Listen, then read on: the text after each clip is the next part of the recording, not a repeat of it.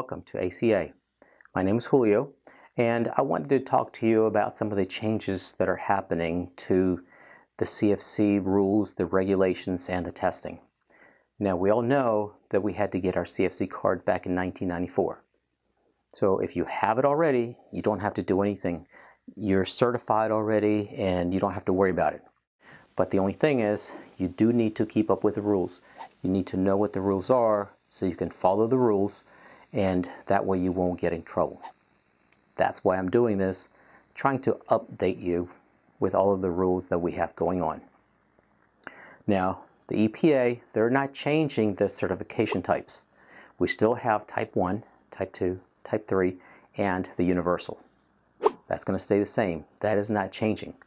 What they're changing are some of the rules. They're making the leak rates stiffer, so now the units cannot leak out as much refrigerant. All of these new rules, they're being put into the new testing method. So now, as of 2018, they're going to develop, or they are developing, new tests. All of the new tests will have some of the new rules and the new regulations, not like the old ones. And we'll talk about that later on. But now, one of the things they're changing is that when you take a test, whichever school you go to, whichever testing facility you go to, once you pass, they're going to post your name on their website. So if you pass, they will post your name on their website to say, these are the technicians that have tested and that are certified technicians. But the technician, you can opt out of having your name posted on their website. So that's the new rule. They allow you not to have your name if you don't want it on there. There's no reason not to, but some people opt not to do that. Now, another thing is that when you get your card, or even if you have a card now, wherever you're working, they're supposed to have a copy of your card on file. And they're supposed to keep a copy for 3 years after you leave. So if you have worked there for 5 years, and then you leave after those 5 years, they have to have a copy of your card for a minimum of 3 years. Now, one of the other changes is that technicians don't really have to let the EPA know anymore that they have a recovery machine.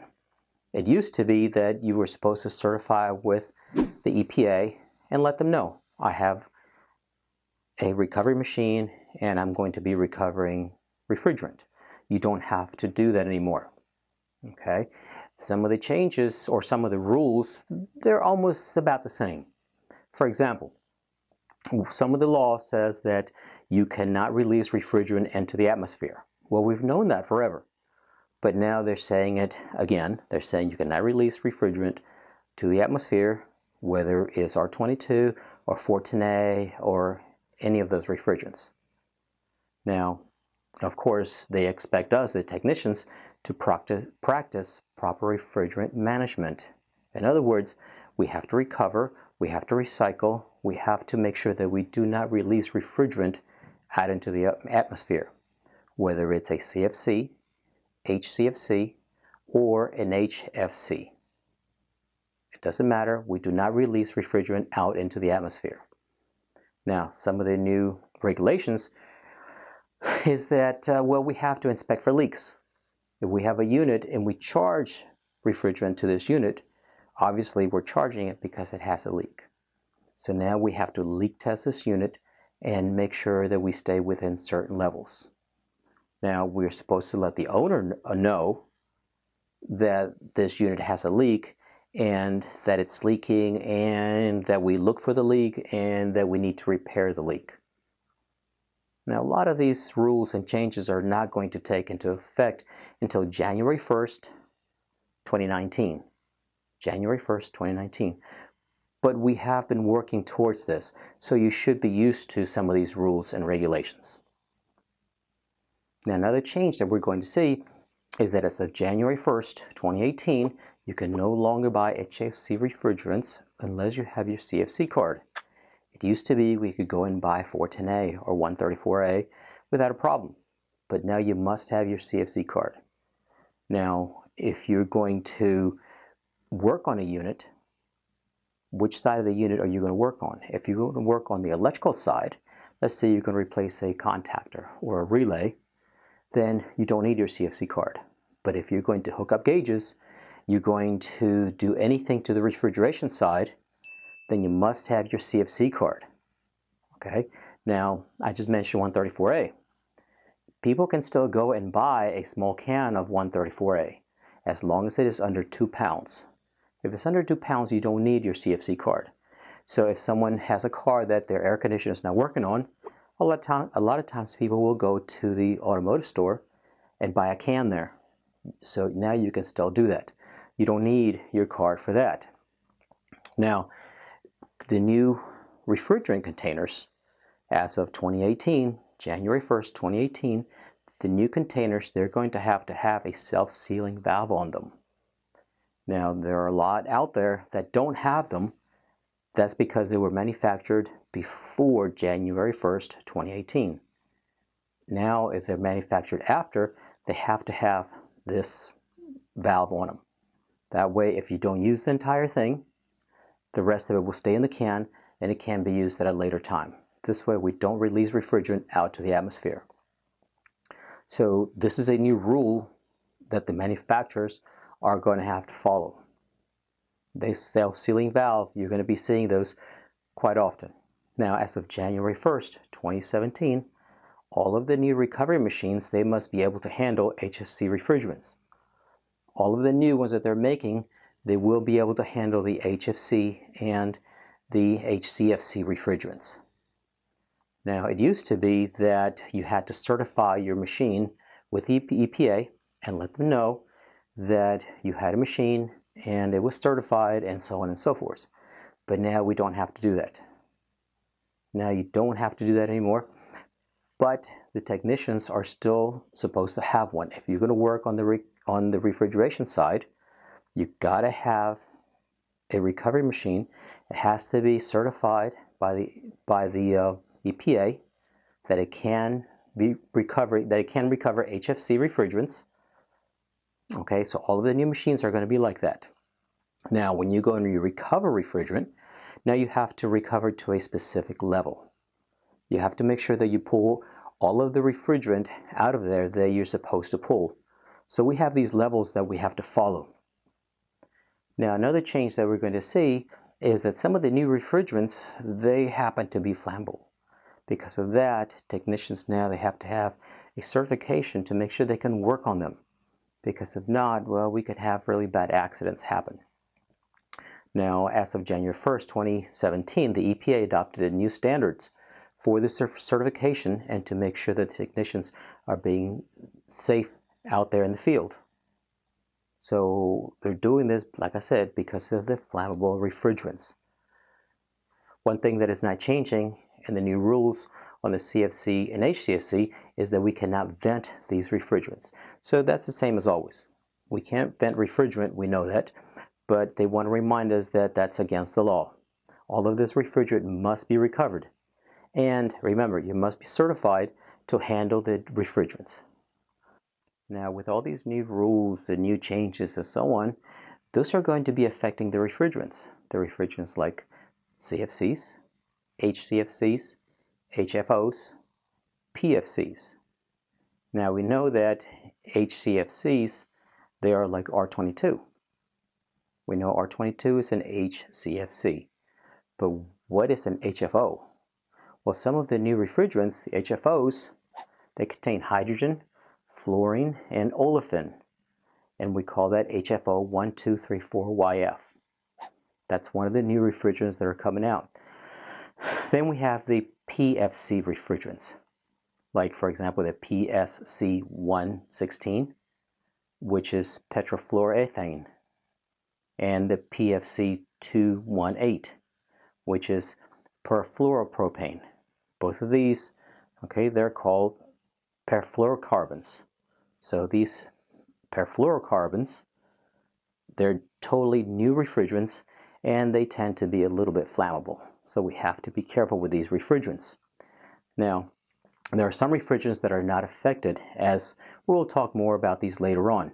For example, CO2, That's one of the refrigerants, or that's one of the gases that's being used as a refrigerant.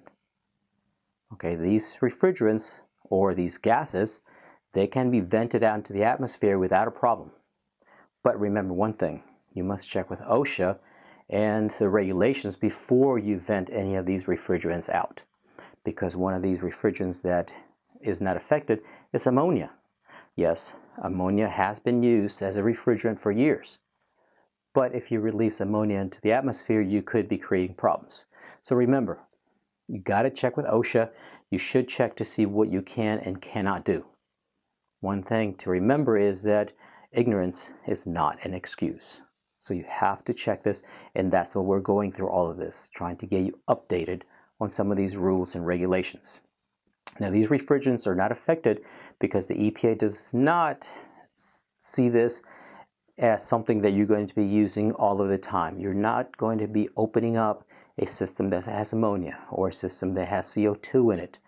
So this is not going to be a common practice.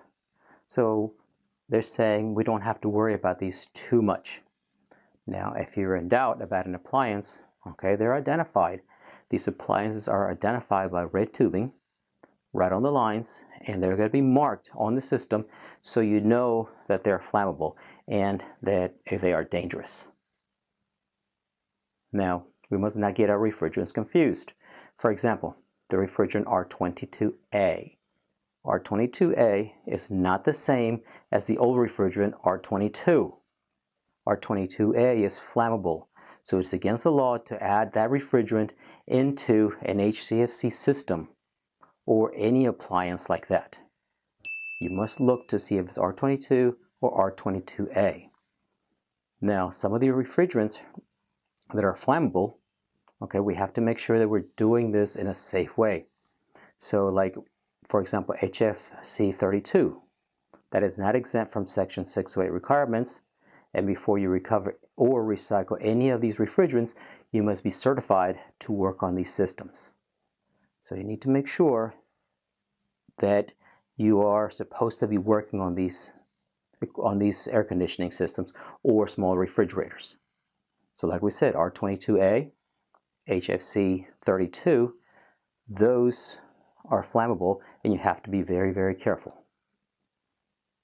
Now, we're going to look at a chart, and as we look at this chart, we see the list of refrigerants and that are not affected by the new regulations. Now on there we see CO2, N2, H2O, ammonia, hydrocarbons, chlorine, propane, isobutane, R4418, and ethane. Now this chart shows you where you're going to find some of these refrigerants. You look at this chart, take a look at this chart really well, download this chart so you can look at it and look at the refrigerants that are not affected by these regulations. These refrigerants, like we said, we can release to the atmosphere, but you must check OSHA safety rules. Now, from everything we have been saying, we can see that the EPA extended all of the rules that apply to CFC and HCFCs to the HFC refrigerants. So everything that used to apply to, let's say, R12 or R22 now applies to 410A. So remember, everything that applied before, now you just treat all the refrigerants the same. The only exception is, like we said before, ammonia and CO2, for example, carbon dioxide. Those gases are being used as refrigerants, but they don't fall under the same category as R22 or 410A. Another change we see is in the leak rate. How much can a system leak? Now we know that if there's a leak, we have to repair the leak. We have to find and repair the leak. But now there are other rules that apply. Now we do have to, like I said, we have to find the leak and do the best that we can to repair the leak. Also, the record keeping has changed. When you're disposing a unit that holds between 5 to 50 pounds of refrigerant, you have to record this. You have to keep track of all of these units that are being removed and they're being disposed of. Now, there's also a new requirement for units that leak over 125% of discharge in 1 calendar year. 125%. Keep that in mind because we'll be talking about that. Now, all of these rules have been slowly put into effect by the EPA to give people time for training and so that people will be used to the rules and they know what they're supposed to do and what they're not supposed to do. Remember, it is our responsibility as technicians to follow the rules and to be aware of the rules. The laws that we're talking about, they're not all of the laws. These are just some of the ones that are going to really affect us. There are still other rules, other laws that are out there, but these are the ones that are mostly going to be affecting the technicians out there in the field. Now, some of these laws that we're accustomed to them already, for example, the sale of ozone depleting substances, like let's say R22. We know that we need certification for that. That rule still applies. Another minor change is that starting January 1st, 2017, recovered refrigerant and substitute refrigerants may not be sold unless it has been reclaimed by a certified reclaimer or is charged back into equipment that belongs to the same owner. So now, if you're recovering refrigerant, only a certified reclaimer can go ahead and sell this refrigerant back out. Now, these two are just very small examples of similar rules that we're used to.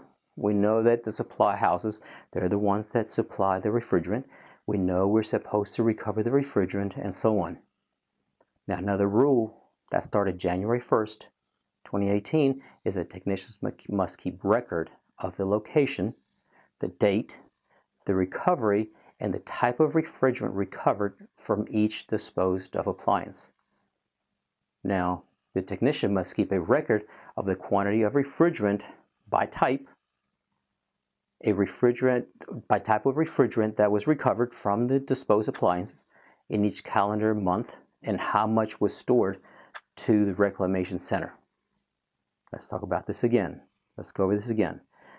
So as of January 1st, 2018, the technicians can have to keep a record of the location, where the equipment comes from, the date that the refrigerant was recovered, the type of refrigerant that was recovered from the system that's going to be disposed of, okay, and they must keep a record of quantity of refrigerant by type of refrigerant that they recover from the disposed appliance.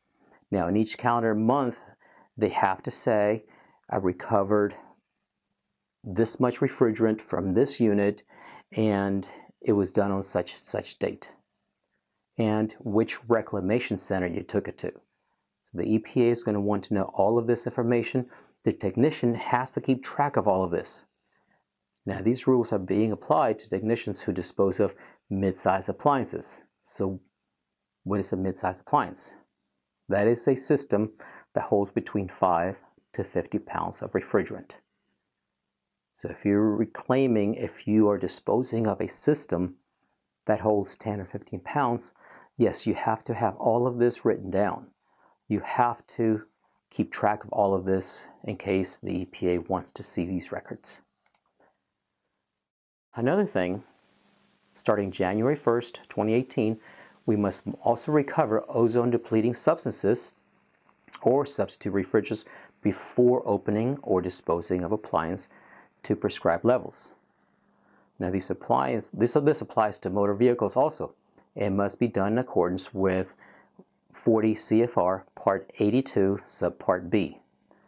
What does all this mean? Well, the best thing to do is to look it up. But basically what they're saying is that when you're recovering a system, you're supposed to pull with a recovery machine a vacuum down to 102 millimeters of mercury, which is approximately 102 microns, or you could say is 4.015 inches of mercury. Now remember, this is when you're recovering, not evacuating. When you're pulling a vacuum, when you're evacuating, because you just replaced a compressor or a dryer, you still have to pull down to 500 microns. Now, as we said before, new leak rates apply. So now we're going to talk about the leaks and how technicians are expected to inspect a unit that has leaked the applicable leak rate. So in other words, what was that number that we said before? We said it was 125% of its charge. So if the unit keeps leaking and it's losing 125% of its charge, now we have to really do something about it. Now the technician must inspect all visible, inaccessible components of the unit visually or with a leak detector to find and repair the leak. So we're going to do everything we can to repair these leaks. Now starting January 1st, 2019, the new leak repair requirements are going to apply to all refrigerants. Yes, all refrigerants, whether they are ozone depleting substances or not. Except, of course, the ones that we talked about before, the ones that we looked at that were in that chart. Now these leak rates must be calculated anytime the refrigerant is added to a system if the system contains 50 pounds of refrigerant or more. So now we're going to have to look to see how much we're adding and how much the system holds to see if we're staying within our limits. The leak inspection must be performed by a certified technician, and the technician must identify the necessary repairs. So now the technician is going to have to leak test, say, oh, the leak is here and we're going to have to fix this leak and this is how we're going to do it.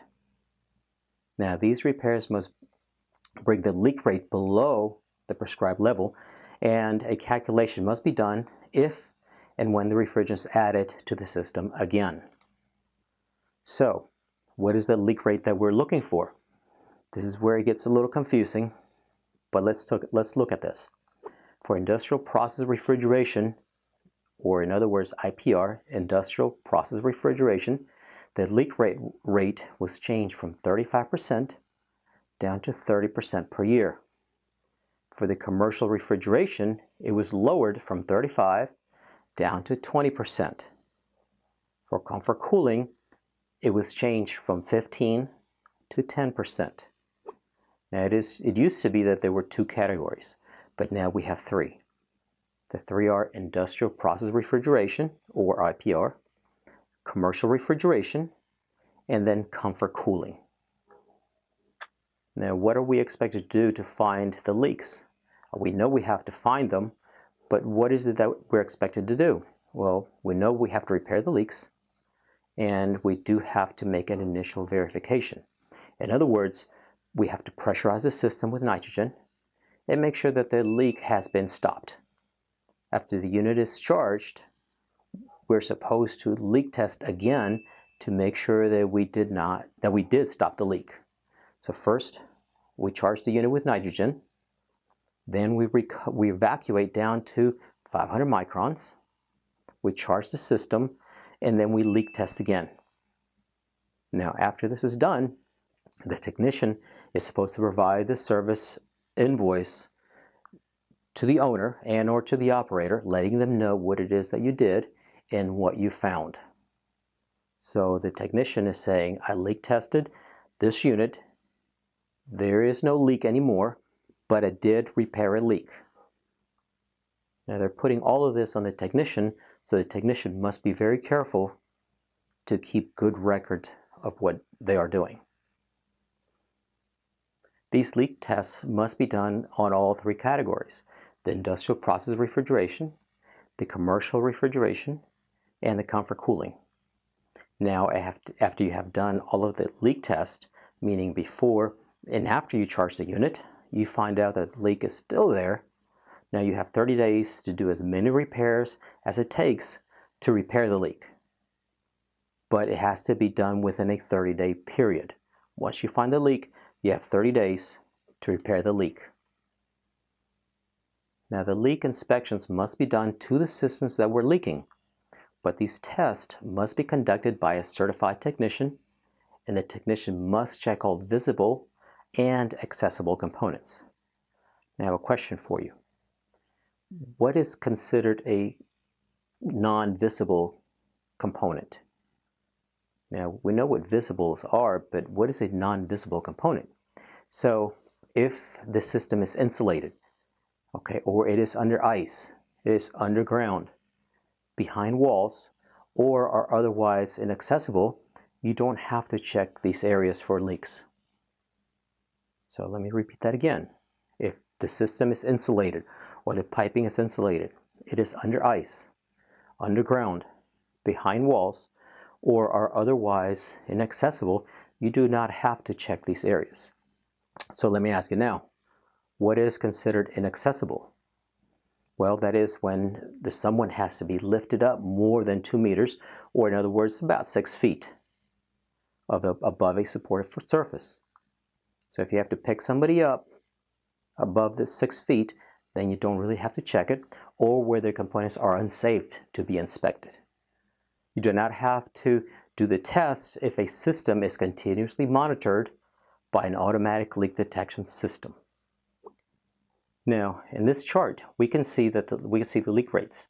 We can see that if the unit holds more than 500 pounds of refrigerant and it is a commercial refrigeration, its new leak rate is 20%.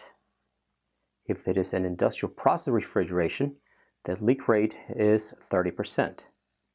If it holds between 50 to 500 pounds, the leak rate is 20% for commercial refrigeration and 30% for industrial process refrigeration. For comfort cooling, if it holds 50 pounds or more, the new leak rate is 10%. Now this is all per year. Now take a good look at this chart. Go over the chart, because these are the new leak rates, and these are the ones that you must follow. Now if you're having a problem repairing a leak, now we said you have 30 days to repair it. Now you can get a 30-day extension, and this extension applies to all 3 categories. Now you can get extension if you're planning on replacing the component, okay, and they're not available within 30 days. That is a reason to get an extension. But you must repair all leaks that can be possibly repaired as soon as possible. You can also get a 1-year extension when you're going to retrofit or retire the system. So if you're going to completely remove the system and put a brand new one in, then you can get an extension of 1 year. Now you can also get an 18-month extension when the replacement unit is going to use one of the exempt refrigerants, like let's say for example CO2. Now what if you have a problem unit? I know in the past we've all ran into these units that have leaks and you just can't find them, or you just can't get them repaired. Well, if this is the case, when the unit is leaking 125% or more of the charge per year, now you must submit a report to the EPA. And this report, you must describe the effort that you took to identify and repair the leak.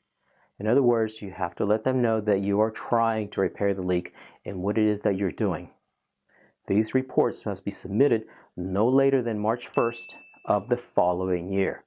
So you do have some time, but you must file these reports so the EPA knows where all this refrigerant is going. Now let's take a look at an appliance. What is an appliance? Now an appliance is any system that has a compressor, condenser, evaporator, and metering device. So if you have a unit that has 2 separate refrigeration cycles, that is considered to be 2 appliances. 2 appliances. Don't forget, your leak rate calculations, you must prove that you're not adding more refrigerant to the unit than you're supposed to. You're not adding refrigerant if it has a leak. So if you add refrigerant, you're supposed to figure out what the leak rate is. If you went over the 10%, the 20%, or the 30%, depending on what it is that you have.